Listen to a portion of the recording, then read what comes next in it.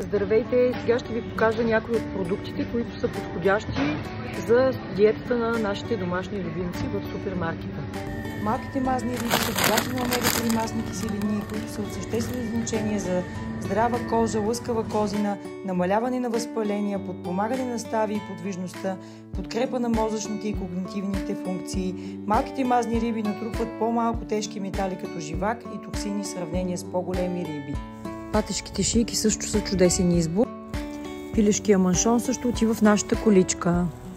Месата от органи задължително трябва да присъстват в диетата на нашите домашни любимци. Те са изключително полезни и мога да ги нарека мултивитамин за тях. Черният дроб е богат на важни хранителни вещества. Той е отличен източник на витамина, който подпомага зрението, имунната система, здравето на кожата и козината. Освен това съдържа големи количества желязо, необходими за производството на червени кръвни клетки и преноса на кислород в тялото. Въпреки че сърцата са част от органите, тяхната структура е чист мускул, което ги поставя в категорията на мускулното месо, когато става въпрос за барв. В момента сърцата са свършили, но виждаме, че са само 4,99 за килограм. Мускулното месо, основната част от рецептата е на оферта 7,99.